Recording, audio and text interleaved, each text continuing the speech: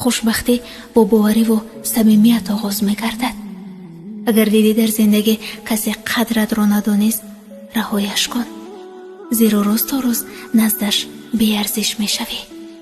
پس هنوز که ارزشت هست، رهایش کن. ترانه بخشیده می‌شود از نام بهمنیار به سابق دوست دخترش. امروز بهمنیار نخست سخن شروع کرد از خیانت نفری که طول 1 سال بخشید و 10 بارها امکانیت داد و قبول کرد، ولی افسوس که هیچگاه قدر این بخشیدن ها را ندانست. من ساکن دهه وارخ، جوانی 20 ساله، نامم بهمنیار. میگونه شروع کرد. یک روز در دهه‌مان یک دختری را دیدم و دیدم برابر دوستش داشتم و طول 2 ماه دنبال او بودم و حسی قلبم را برایش بگویم. یک روز تصادفاً با او روبرو شدم و شماره‌ام را برایش دادم. از بین 1 ماه گذشت. در این مدت یک رقم مخفی ناشناس قریب هر روز برایم زنگ میزد و حرف نمیزد، حتی صدایش را هم نمی برآورد. اما پی می بردم که این همان دختر است. خلاص بعد 1 ماه ما یکدیگر را هر روز می دیدگی شدیم و طریق واتساپ باشد با هم صحبت‌های خود را ادامه دادیم. آیسته بیشتر دوستش داشتم، آنقدر که حتی 1 روز خود را به شنیدن صدای او تصور کردن نمی توانستم. شبها خوابش می برد، ولی من باشم نفس‌های او را می شماریدم و گوش می دادم. با صدای نفس‌هایش می خوابیدم. من تو این حد دوستش داشتم. بعضن به خودم می گویم شاید دوستداری من زیادی بود که نزدش اینقدر بی‌قدر شدم. از بین 4 ماه گذشت. بعد این یک بار 2 روز با من تماما در تماس نشد. دلم خواطر شد و نگران شدم. وقتی پیدا شد خاموش بود، چیزی نمی گفت. معلوم که چیزی رو پنهان می کرد، چون صدایش خسته بود و انسان قبلی نبود. دلم 1 بار سیاه شد. وقتی از دیگران پرسپوس کردم، معلوم شد که در این 2 روز نبودنش با جوانی دیگری فاتحه شده است. خودش را پرسان شدم.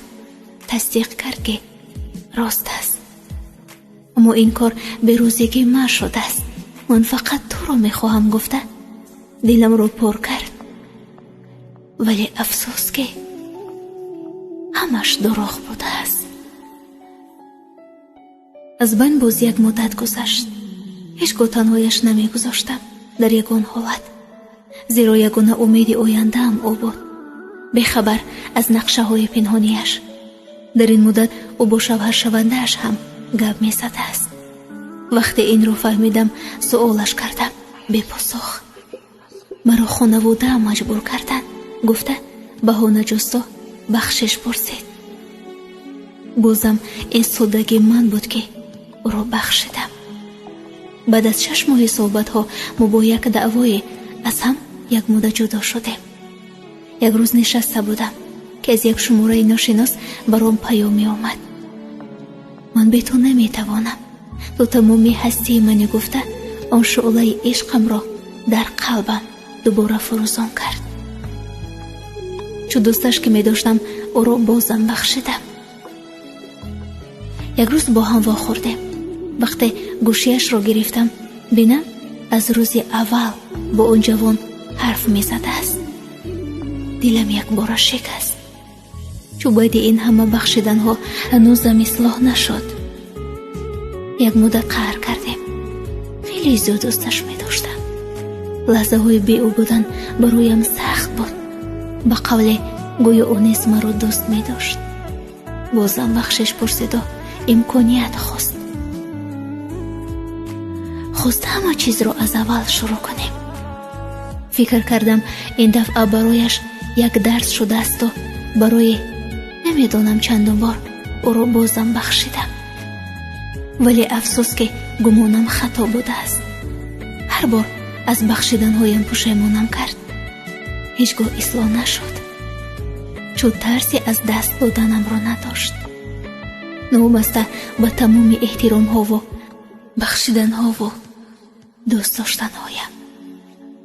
ارزنده شدن نتوانست. و یک عمر در خاطرم همچون یک خیانتکار نقش بسته است. 1 سال زندگیم را با دروغ‌های خود برباد داد. در مدت این 1 سال 100 بار بخشیدم و 1000 بار تکرار کرد. همونم یک خیانتش را، نماندنی بود، نرفتنی. خلاص گفت به تو نمیتوانم. من هم نمیتوانستم بیا. با خودم زیاد فکر کردم که نزدش اینقدر بیقدر شدم، بیارزش گشتم. دیگر بعد این همه حجت به بخشیدن هم نیست. و براش گفتم این دفعه بار آخرت باشد. قبول کرد و بازم ادامه دادیم صحبت را. بعد از 1 مدت بازم خیانت کرد با همان جوان. این دفعه فهمیدم و با تو راهی سفید دیگر دلی برای بخشیدن نمانده است که تو را بخشم گفتم و رهایش کردم. اما خاموش بود، چیزی نمی گفت.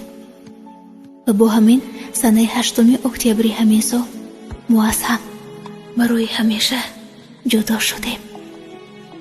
ولی او با آن جوان نامزدش هنوزم حرف می زند. شاید خوشبختم باشد. من دلم را با جز او مولی کسی نکردم، با کسی ندادم. اما او توانست که در یک دل 2 نفر را جای دهد. ولی بگذار خوشبختی نصیبش باشد. ولی هیچ کس او را مثل من دوست داشته و هر خطایش را بخشیده نمیتواند. برای این همه قوه و صبر لازم. وای بر دلم که شکستی و نادیده گرفتیش. اما وای بر حالت که مرا با تمام محبتم از دست داده. روز آنجایی که خیانتم کرده بر میگردی و سالها انتظارم میشوی. اما من دیگر آنجا نمی آیم. زیرا از اون لحظه ها با تمام وجودم نفرت دارم. الوداع عشق بی آخرم. الوداع.